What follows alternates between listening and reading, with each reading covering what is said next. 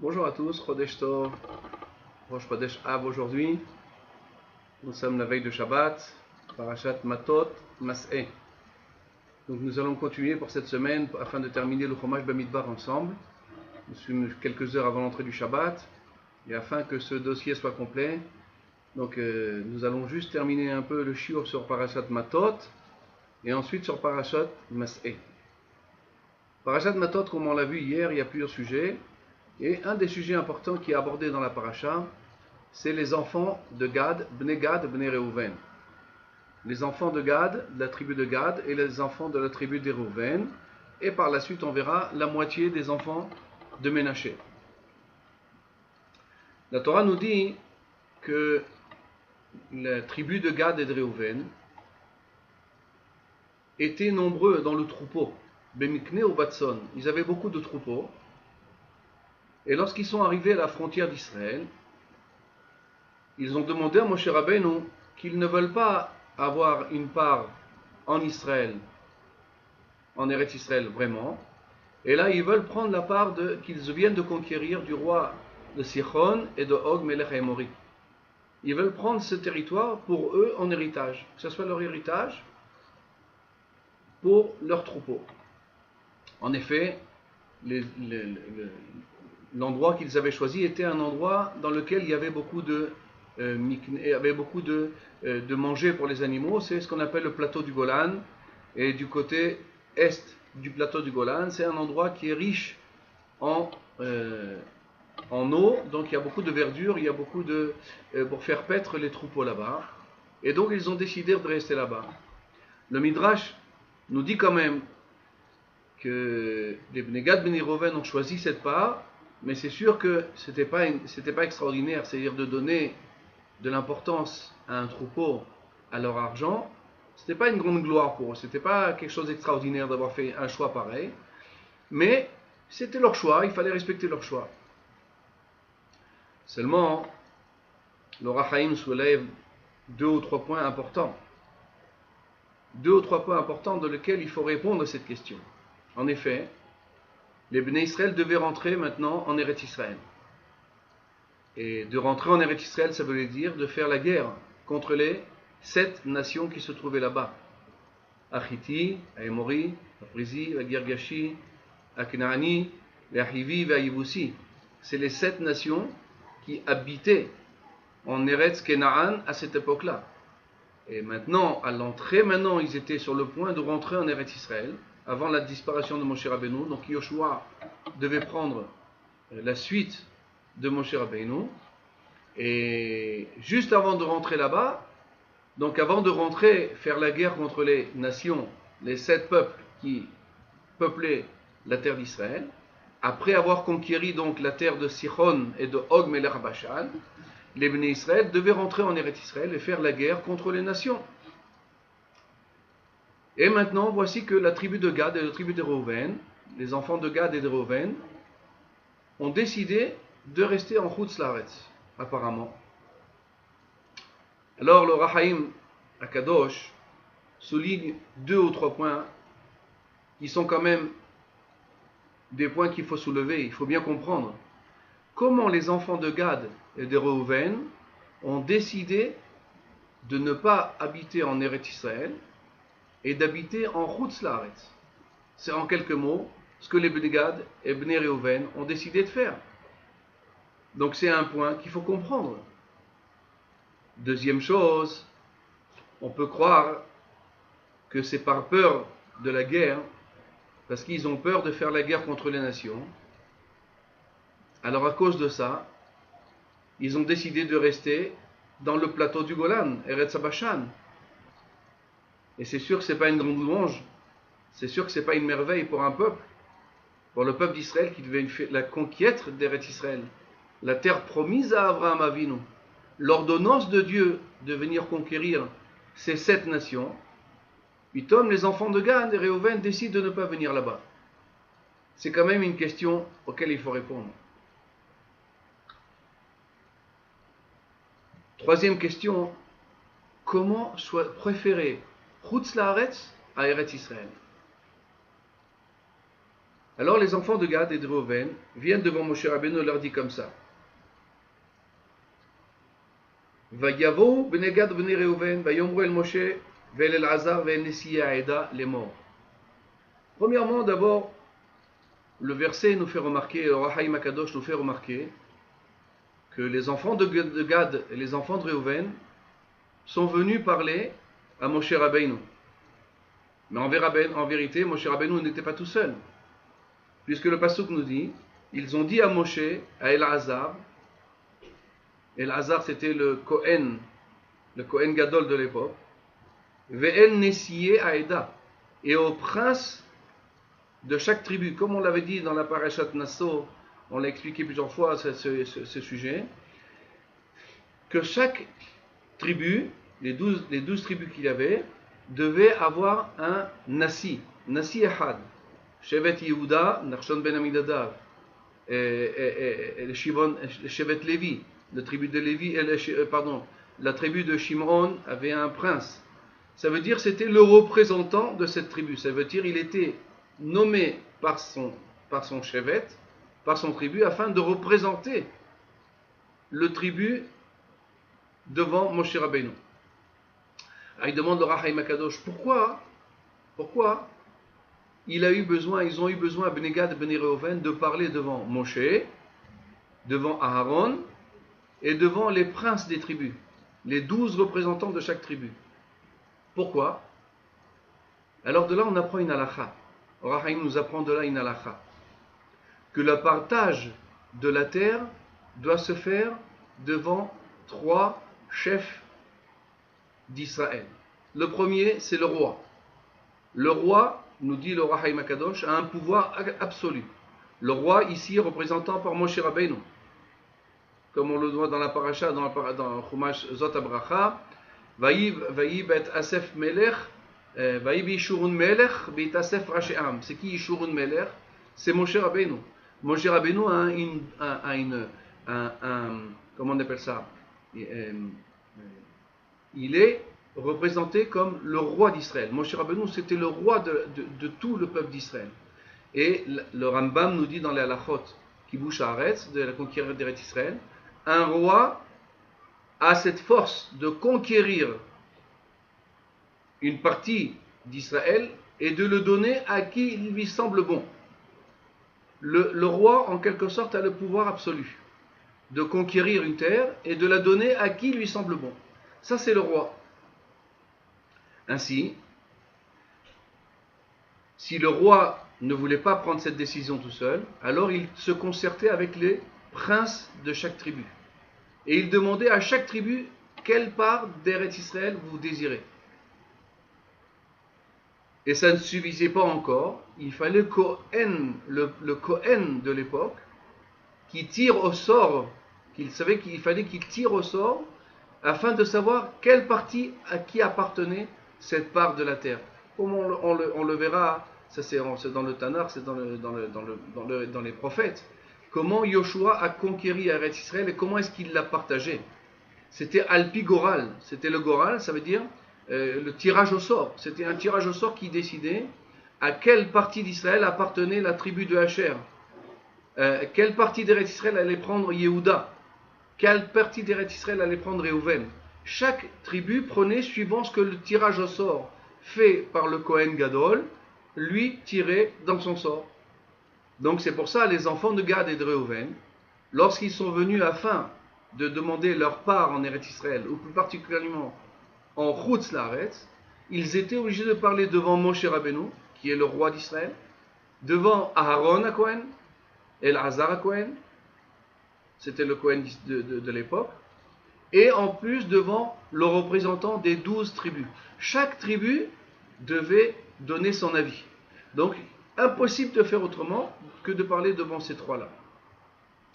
La Torah continue, nous dit, les enfants de Gad et Reuven nous dit comme ça, à Aretz Asherika Hashem Lifnei Hashem, la terre que Dieu a tapée, c'est-à-dire ils ont gagné la guerre contre Og et Sichon, donc la terre de Bashan et la terre de Hémori. Cette terre donc qui a été tapée par Hachem, qui a été tapée par Dieu, dans le sens qu'ils ont gagné la guerre parce que Dieu a demandé qu'on fasse la guerre. Et on a gagné cette guerre, donc suivant l'ordonnance que Dieu a demandé. Alors ils disent, cette guerre que l'on a, Eretz Mikneu, c'est une terre qui est faite pour le troupeau. C'est une terre propice pour le troupeau, parce qu'il y a beaucoup de pâturage, il y a beaucoup de quoi manger aux animaux, et nous avons un nombreux troupeau. Et ils ont demandé à ce moment-là à Moshe Rabbeinu de leur donner la possibilité de choisir cette terre en héritage pour la tribu de Gad et la tribu de Bnei Reuven.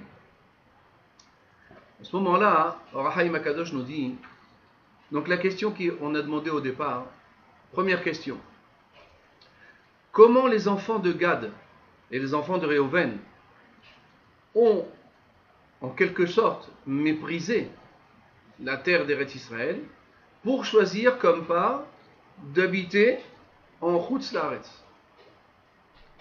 Ça, c'est une grande question qu'on est obligé de répondre.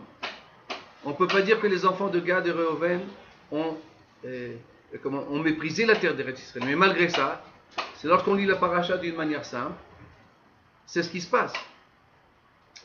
Alors écoutez cette halakha que le Rachaim nous ramène. Dans le Rambam, Halachot Trumot. Halachot Trumot. Le Rambam nous dit comme ça. Eretz Israël, la terre d'Israël. Ahamura Bechol Makom, la terre d'Israël, dans laquelle on parle dans tout le long de la Torah. Écoutez bien ce qu'il nous dit le Rambam. C'est une terre qui a été conquérie par le roi d'Israël. Au Navi, ou bien si un prophète nous dit qu'il faut conquérir cette partie du monde. Midaat Rov Israël. Ça veut dire avec l'approbation de la majorité d'Israël. Zehu Anikra Kibush Rabim. C'est ce qu'on appelle une conquête, conquérir, une conquête faite par une grande partie d'Israël. Donc écoutez ce qu'il nous dit le Rambam. Il veut nous dire par là que si le peuple d'Israël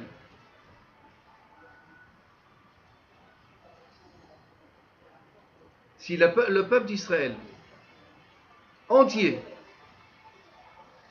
avec l'ordonnance du prophète, ou bien le roi d'Israël qui décide avec tout son peuple de conquérir une partie du monde, pour ce qui nous intéresse à nous, c'est le Hezor, c'est le qu'on appelle ça la région qui est autour d'Israël et Israël elle-même. Il dit le Rambam, ça c'est ce qu'on appelle Eretz Israël. Ça s'appelle Eretz Israël. Maintenant, pour vous le dire dans les mots un peu plus simples, afin que vous compreniez là où je veux en arriver. Lorsque les Bnei Israël ont fait la guerre, contre le roi Og Melech HaBatshan et Sichon Melech HaEmori, donc ça veut dire le côté est d'Israël, le côté est du Jourdain, lorsque tout Israël a fait cette guerre-là et a gagné cette guerre à l'ordonnance de Dieu par la parole de Moshe Rabbeinu, alors que d'après ce Rambam qu'on vient de lire, ça veut dire que Eretz HaBashan est la terre de Émori, du fait qu'il a été conquéri par le roi avec l'ordonnance de Dieu, suivant la parole du prophète, et en plus tout Israël ensemble a conquéri ce pays. D'après le Rambam, il en sort que cet endroit-là a une kdusha d'Eretz Israël, a une sainteté d'Eretz Israël. Donc première question qu'on s'est posée sur les enfants de Gad ou Bnei Reuven, à savoir comment est-ce qu'ils ont méprisé la terre d'Eretz Israël alors qu'ils vont habiter en Chutz Laaretz. Alors première chose qu'il nous dit le Rachaim HaKadosh, d'après ce Rambam, on apprend de là que là où les Bnei Gad, Bnei Reuven voulaient habiter, ça a une kdusha d'Eretz Israël. Il y a la sainteté d'Eretz Israël dans cet endroit-là. Ça c'est premier point que l'on nous a relevés. Ensuite, alors il dit comme ça le Rahaim Akadosh, il demande, il dit, mais si c'est comme ça alors, si on continue le Rambam, et plus particulièrement le Midrash Rabbah nous dit qu'on n'a pas le droit de conquérir un endroit en Chutz Laaretz avant d'avoir conquéri Eretz Israël. Ça veut dire que d'après ce Rambam, qui continue plus loin, et d'après ce Midrash, il en sort de là une petite contradiction. C'est que les enfants de Gad et de Reuven, ils ont dit que Eretz Sichon ve'Abashan, ils ont la terre, ils ont une kedusha d'Eretz Israël. Mais le Midrash nous dit bien explicitement, quand est-ce que l'on dit que pour on peut conquérir un pays en dehors d'Israël, comme la Syrie, comme la Jordanie, et leur donner une kedusha d'Eretz Israël, c'est simplement, uniquement après avoir conquéri d'abord Eretz Israël. Pourquoi? Le Midrash nous dit, afin que la terre d'Eretz Israël ne soit pas impurifiée par l'idolâtrie qui se trouve là-bas, et en Chutz Laaretz, on purifie un endroit. C'est comme si on dévalorise la terre d'Eretz Israël. C'est que Eretz Israël est pleine encore des abominations des nations, et pendant ce temps-là, on choisit d'habiter en Chutz Laaretz. C'est comme si on fait honte à Eretz Israël. Donc d'après ce Midrash, il en sortirait que Bnei Gad et Bnei Reuven ne pouvaient pas dire qu'il y avait il y avait comment on appelle ça, il y avait un din d'Eretz Israël sur la deuxième partie du monde, sur la deuxième partie de la frontière. Pourquoi? Parce que Eretz Israël n'était pas encore conquéri. Ça c'est la question du Or HaChaim. Sur ça, il nous répond, il dit même ça, c'est pas vrai. Pourquoi? Quand est-ce que l'on dit qu'on doit conquérir d'abord Eretz Israël et ensuite on peut conquérir Chutz Laaretz? Ça c'est dans un cas bien précis, où on doit rentrer en Eretz Israël, alors on rentre en Eretz Israël, on purifie tout et après on va en Chutz Laaretz. Mais dans notre cas à nous, dans le cas de la conquête de Sichon, de Émori et du Bashan, dans ce cas-là, du fait que Dieu nous a demandé de faire cette guerre, Dieu nous a demandé de conquérir cet endroit-là. C'est comme si c'est un décret divin, que cette partie du monde, donc le côté est d'Eretz Israël, même si on n'a pas encore conquéri Eretz Israël, prend un din d'Eretz Israël. Donc cette deuxième question étant mis de côté, donc les Bnei Gad et Bnei Reuven, ils ont le droit de choisir leur terre de l'autre côté de la frontière, de l'autre côté du Jourdain, et de se dire, c'est la terre que l'on désire. Et il n'y a pas ici lieu de dire qu'ils ont choisi Chutz Laaretz au lieu d'Eretz Israël. Ça c'est un premier point. Deuxième point que l'on peut soulever, c'est une petite parenthèse que je vais faire en sorte. C'est pas vraiment le deuxième point que je voulais arriver, mais une petite parenthèse que je voulais vous enseigner. Le Rambam continue, nous dit comme ça. Pourquoi est-ce qu'il fallait sanctifier Eretz Israël? La terre d'Eretz Israël est sainte par rapport à quoi? Pour nous dire que cette terre devient sainte par rapport aux mitzvot qui dépendent de la terre. À partir du moment où le Ham Israël a conquéri Eretz Israël, ou bien, comme on l'a vu, les enfants de Gad et Reuven, à ce moment-là, cet endroit où les Juifs habitaient était obligé de réaliser les mitzvot de la terre. Quels mitzvot? Trumot ou Maasrot. Il fallait prélever. Vous connaissez cette halakha, j'espère que vous la connaissez tous. Sinon, on va l'enseigner, afin que vous connaissiez cette halakha. Lorsque un paysan labourait son champ, alors la Torah nous a ordonné des mitzvot. Quels sont les mitzvot qu'il y a sur le champ? Premièrement, il y a la mitzvah de Péa. Ça veut dire qu'il y a une partie des champs qu'il faut laisser pour les pauvres.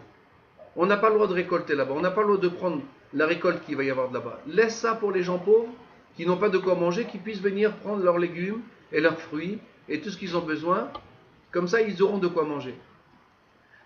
Deuxième mitzvah, Trumot. Chaque fois que l'on cultivait et on labourait et on récoltait le champ, alors on prenait la récolte, mais cette récolte était interdite à la consommation jusqu'à temps qu'on en donne une partie au Kohen. Obligatoire. Sinon, cette récolte est interdite à manger. C'est ce qu'on appelle Tevel.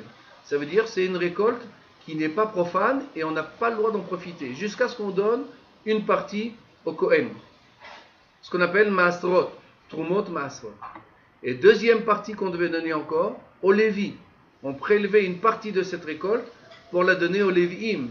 Pourquoi? Comme vous le savez, on l'a vu la semaine dernière dans la paracha, le Lévi n'a pas de part en Eretz Israël. La part du Lévi, c'est ce qu'on leur donnait, ce que chacun d'Israël leur donnait. Il n'y a pas de part en Eretz Israël pour le Lévi.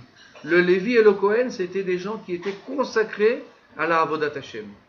L'un dans les korbanot, pour faire les sacrifices au Beth Amikdash, et l'un dans les champs, dans le service qui était autour du Beth Amikdash. Kohen, Lévi étaient sanctifiés pour le service divin. Donc de quoi ils vivaient? Ils vivaient de ce que les Bnei Israël prélevaient une partie de leur récolte pour la donner au Kohen et au Lévi. Et troisième chose qu'il y avait, ce qu'on appelle Maaser Ani. Maaser Ani, c'est on prenait une partie de cette récolte et on devait la donner à des gens pauvres. Ça, c'était les obligations de la Torah. Kohen, il fallait donner au Lévi et aux pauvres. Une partie de cette récolte devait aller aux pauvres. À partir de quand on devait faire tout ça? Quand on rentrait en Eretz Israël, et les Bnei Israël ont conquéri tout Eretz Israël et se sont installés sur leur terre. À partir du moment où ils sont rentrés en Eretz Israël, et ils ont conquéri la terre d'Eretz Israël, avec Yoshua, pendant les 7 ans et les 14 ans, il a fallu 7 ans de conquête et 7 ans pour partager la terre. Lorsqu'ils ont fait les 7 et les 14 ans, ils ont conquéri, ils ont partagé la terre d'Israël. À ce moment-là, dès que quelqu'un devait cultiver un champ, labourer un champ et récolter le champ, alors toutes les mitzvot que l'on vient de dire s'appliquaient tout de suite. Une autre mitzvah, qui était de la terre d'Eretz Israël, ce qu'on appelle la Shemitah. La 7e année, tous les 7 ans, on comptait. 1 an, 2 ans, 3 ans, 4, 5, 6. Pendant 6 ans, la terre, elle est labourée, elle est récoltée, elle est semée. On fait tout ce qu'il faut pour la terre. La 7e année, c'est une année dans laquelle on n'a pas le droit de travailler la terre. On n'a pas le droit de labourer. On n'a pas le droit de cultiver.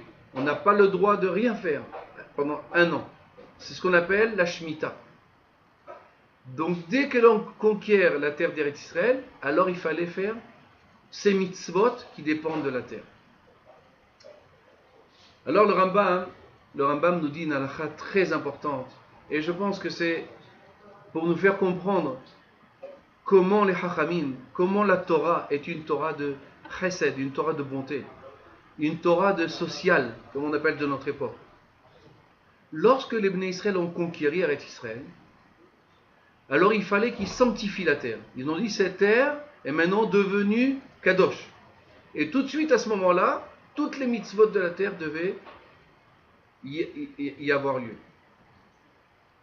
La Gemara continue là-bas et le Rambam nous ramène cette halakha. Ils ont laissé une partie d'Eretz Israël qu'ils n'ont pas sanctifiée. On verra dans le Rambam, dans la halakha plus loin. Regardez dans le Rambam si vous voulez, halachot Trumot, Perek Aleph, Perek halakha et la 5e halakha. Le Rambam nous dit, Chachamim, les sages de l'époque, par souci pour les gens pauvres qui n'avaient pas de quoi manger, ont décidé de ne pas sanctifier la ville de Beth She'an. La ville de Beth She'an n'avait pas la Kedusha d'Eretz Israël. Pourquoi? Afin que lorsque la 7e année arrivait, les gens pauvres qui n'avaient pas de quoi manger, donc ils ne pouvaient pas labourer le terrain, ils ne pouvaient rien faire, donc comment et de quoi ils allaient manger? Alors la Gemara nous dit que Chachamim n'ont pas sanctifié cette partie de la terre. Et ils l'ont laissé chol, ils l'ont laissé profane. de telle sorte qu'à cet endroit d'Eretz Israël, on pouvait cultiver, élaborer et faire tout ce qu'il y avait besoin pour la terre, afin que les gens pauvres avaient toujours une ressource pour avoir des fruits et des légumes pour manger. Ça, c'est ce petit point, cette petite parenthèse, qui ne fait pas partie de la paracha de la semaine, mais c'est une parenthèse que je voulais vous faire connaître, afin de vous faire connaître la grandeur et combien la Torah est une terrasse de miséricorde, de penser toujours aux gens qui sont déshérités, aux gens pauvres, qui n'ont pas toujours de quoi manger, qui n'ont pas de quoi toujours faire ce qu'il y a à faire. Comment la Torah fait attention à eux, de leur donner toujours un endroit qu'ils aient de quoi manger, qu'ils ne manquent de rien. Fini cette parenthèse, nous allons reprendre la paracha. Et vous nous avez demandé deuxième question, c'est dit, comment les Bnei Gad et Bnei Reuven, alors que les Bnei Israël vont rentrer faire la guerre en Eretz Kenaan, ils vont rentrer là-bas, c'est-à-dire les 10 tribus vont faire la guerre, et eux, ils vont rester en Chutz La'aretz. Ça veut dire, en quelques mots, ils ne vont pas faire la guerre. Et ses frères, les 10 tribus, vont eux faire la guerre. Alors comment les Bnei Gad, les enfants de Gad et Reuven, ont pu avoir une telle pensée? Et comment est-ce qu'ils n'ont pas eu peur que les gens ils vont dire, comment tu nous laisses faire la guerre et toi tu viens pas avec nous? Ça veut dire que tu as peur de la guerre. Alors écoutez ce qu'il nous dit la Torah, l'Ora Haim Akadosh, Rabbi Haim Ben Attar. Écoutez comme c'est beau ce qu'il dit. Regardez bien ce qui est marqué dans la Torah. Les Bnei Gad et Bnei Reuven, ils ont dit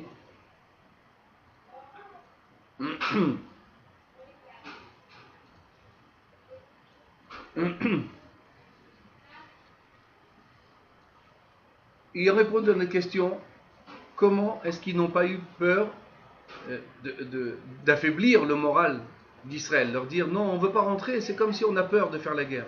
Non, les enfants de Gad et Reuven, ils ont dit, ne croyez pas que c'est à cause de ça qu'on ne veut pas rentrer en Eretz Israël. D'où est-ce que je le sais? La Torah nous dit, à Aretz Asher Ika Hashem.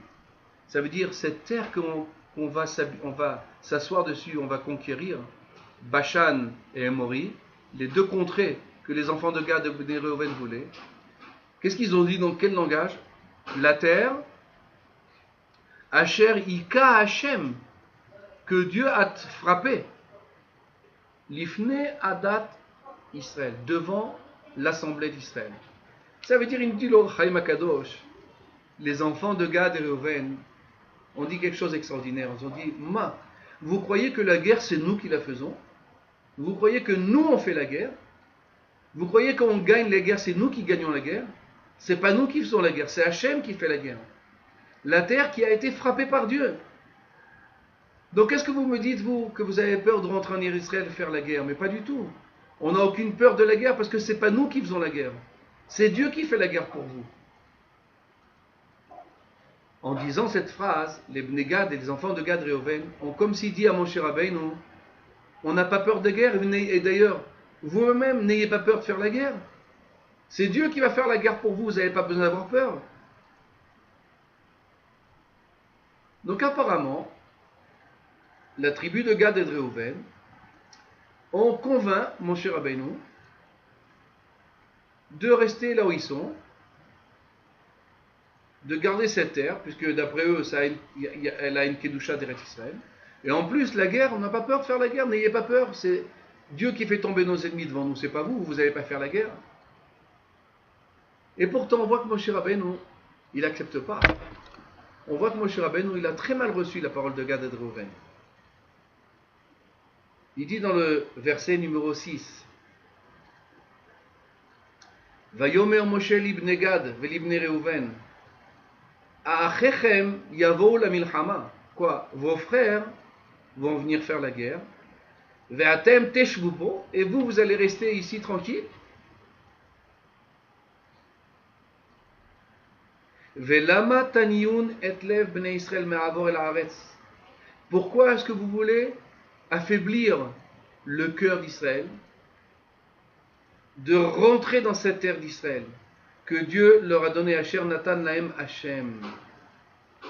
Et à ce moment-là, Moshe Rabbeinu rappelle aux enfants de Gad et Bnei Reuven l'histoire des explorateurs. Vous vous souvenez, en Parashat Shlach Lecha, les explorateurs qui étaient montés en Israël, et ils ont affaibli le cœur d'Israël. Ils ont parlé du Lachon Hara d'Eretz Israël. Moshe Rabbeinu s'est presque mis en colère contre les enfants de Gad et de Reuven. Il dit, comment vous ne voulez pas rentrer en Eretz Israël? Vos frères vont faire la guerre, et vous, vous allez rester ici tranquille. Comment vous pouvez affaiblir le cœur d'Israël? Alors Moshe Rabbeinu dit aux enfants de Gad et de Reuven, c'est bien bon ce que vous dites. N'ayez pas peur de faire la guerre, c'est Dieu qui fait la guerre contre vous. Moshe Rabbeinu il dit, c'est vrai. C'est sûr qu'il n'y a pas besoin d'avoir peur de faire la guerre. Quand on est tzaddik, on n'a pas peur de rien. Dieu il fait la guerre pour moi, il n'y a pas de problème. Mais Moshe Rabbeinu il lui dit écoutez ce qu'il dit dans les mots. Achechem yavou la milchama. Vos frères vont aller à la guerre. Il n'y a pas marqué qu'ils vont faire la guerre. Ils vont aller à la guerre. Ça veut dire, nous dit l'Or HaChaim HaKadosh, il nous dit, c'est vrai que vous ne faites pas la guerre, c'est vrai. Ça veut dire que vous allez juste faire ce qu'on appelle en hébreu une ishtatut, ça veut dire que vous allez faire quelque chose. Vous allez faire un petit geste simplement. Mais la guerre, Hashem ilachem lachem, Dieu il va faire la guerre contre vous. Pour vous, il n'y a pas de problème. Mais quand même, cette peur-là, d'aller dans un terrain ennemi, bien que ce n'est pas moi qui fais la guerre, bien que je sais que c'est Dieu qui va le faire, mais ce sentiment profond qu'un homme va sortir de sa maison, va laisser sa femme et ses enfants, et va aller dans un terrain ennemi, cette chose-là, même si c'est Dieu qui fait la guerre, le sentiment humain est simple. La peur peut toujours prendre un homme. Donc lorsque vous dites que Dieu fait la guerre pour vous, n'ayez pas peur, c'est pas vrai. Parce que le sentiment humain, une guerre c'est toujours une guerre. Donc c'est pour ça Moshe Rabbeinu les a réfutés dans cette chose-là. C'est pour ça il leur a dit, Velama taniyun, pourquoi est-ce que vous voulez affaiblir, vous voulez apeurer le Ham Israël, vous voulez faire comme les explorateurs? Première chose qu'il a dit Moshe Rabbeinu. Maintenant, en ce qui concerne ce que vous avez dit, que la terre de Bashan et de Émori, c'est considéré comme Eretz Israël, d'après le Rambam et d'après tout ce qu'on en a étudié. Moshe Rabbeinu, il dit, c'est vrai, vous avez raison. Une conquête faite par la majorité d'Israël, c'est vrai, ça prend une sainteté d'Israël.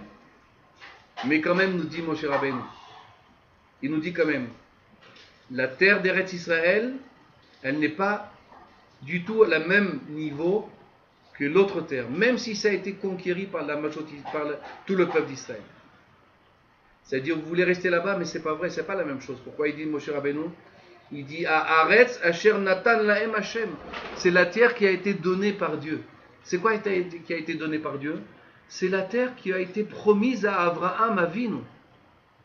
L'autre côté d'Eretz Israël, c'est pas la terre promise à Abraham Avinu.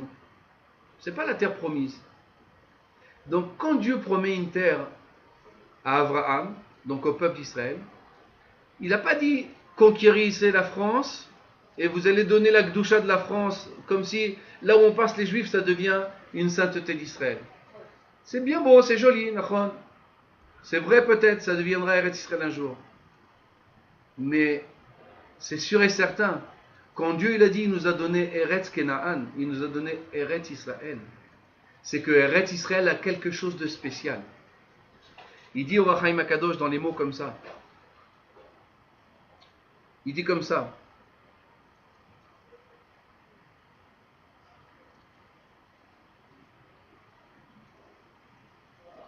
Et je ne le retrouve pas, attendez, voilà. Ah, je ne le retrouve pas. C'est comme si, il nous dit, le Or HaChaim HaKadosh, je ne le retrouve pas dans le texte, il nous dit que Eretz Israël, quelle est la grandeur d'Eretz Israël? C'est Jérusalem. Jérusalem, c'est la capitale d'Eretz Israël. C'est le centre spirituel, le centre des centres spirituels d'Eretz Israël. Donc c'est pour ça Eretz Israël a une valeur que même toutes les conquêtes et toute la majorité d'Israël fait une guerre contre un pays et le gagne, ça ne sera jamais comme Eretz Israël. Jamais. Impossible. Pourquoi? Parce que ça a été une terre qui a été promise à Abraham Avinu. Ensuite, il dit Moshe Rabbeinu, il leur dit, la terre d'Eretz Israël que vous avez conquérie, vous l'avez conquérie pourquoi? Parce qu'il y avait le srout de tout le Ham Israël qui était là-bas. Tout le Ham Israël ensemble a fait la guerre.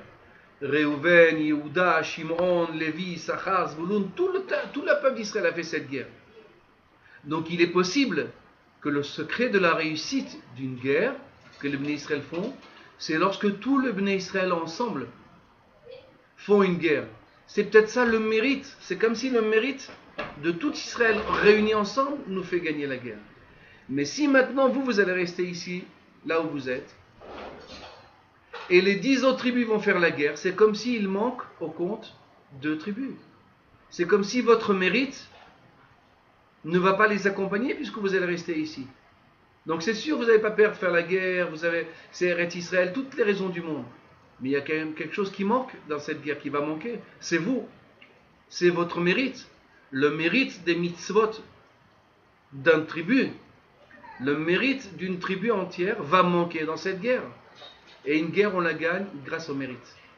C'est pour ça que Moshe Rabbeinu n'a pas accepté la demande de Bnei Gad et Bnei Reuven. Alors les enfants de Gad et Reuven ont répondu à Moshe Rabbeinu.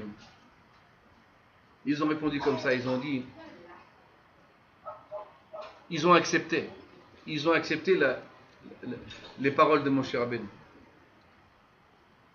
Et le passouk nous dit, le passouk 16, Vaikshu elav, ils ont été chez Moshe Rabbeinu et ils lui ont dit comme ça, nous allons construire des barrières pour notre troupeau et nous allons construire des villes pour nos enfants afin qu'ils aient où rester. On leur crée déjà une ville, un troupeau, on met des barrières autour afin qu'ils soient déjà bien installés. Et nous allons rentrer l'ifne Bnei Israël. Nous allons faire la guerre avec vous pour la conquête d'Eretz Israël. Non seulement nous allons rentrer faire la guerre contre le peuple d'Israël, mais nous allons rentrer les premiers en Eretz Canaan. Nous allons rentrer les pionniers. Nous allons être les pionniers de la guerre d'Israël, de la conquête d'Eretz Israël. Et seulement après que l'on a conquéri tout Eretz Israël, ça prendra 7 ans, alors nous on rentrera chez nous, une fois qu'on a conquéri le pays. Et à ce moment-là, nous on redemande d'habiter là où on a fait notre troupeau. Là on a mis nos enfants, nos femmes et notre richesse.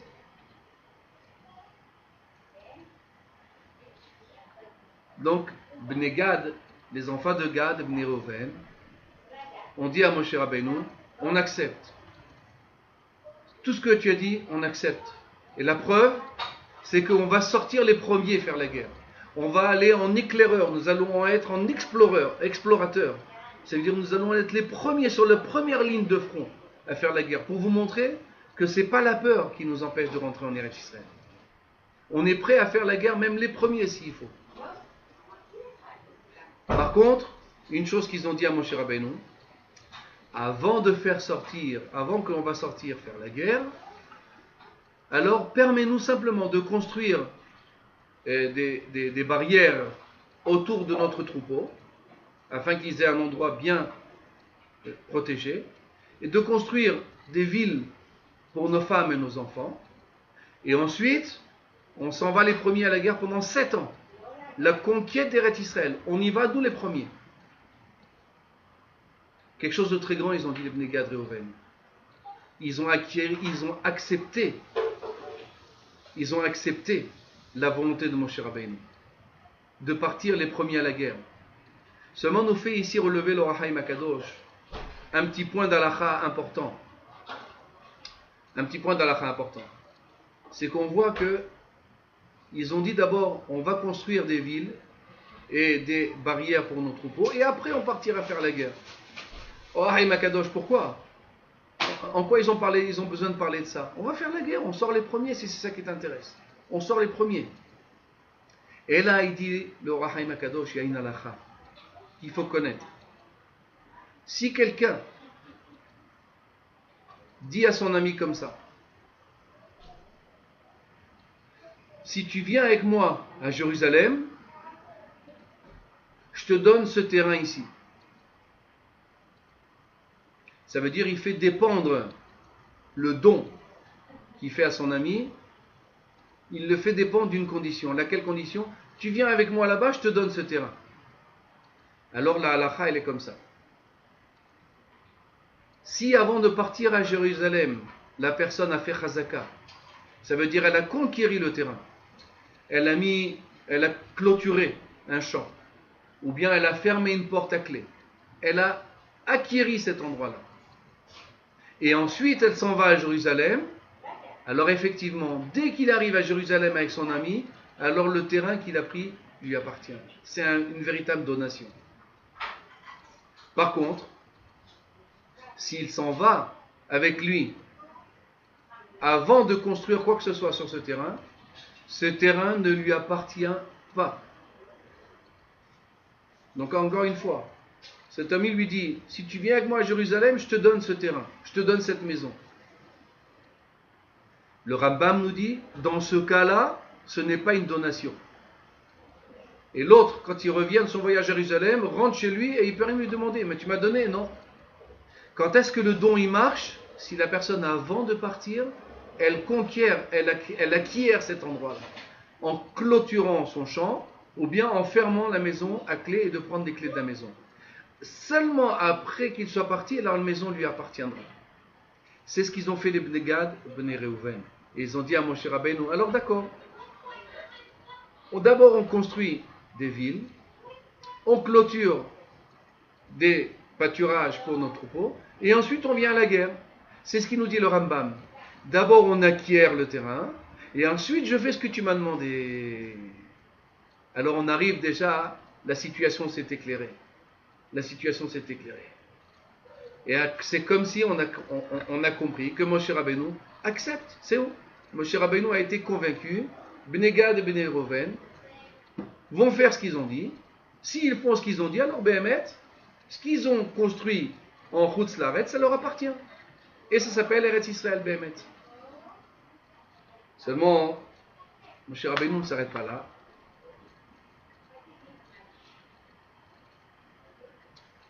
Moshe Rabbeinu il dit, si vous faites cette chose-là, im techaletzu lifnei Hashem, si vous allez partir en éclaireur faire cette guerre, lifnei Hashem, devant Dieu la milchama, et vous allez conquérir, alors vous êtes propre devant Dieu, et cette terre vous appartient.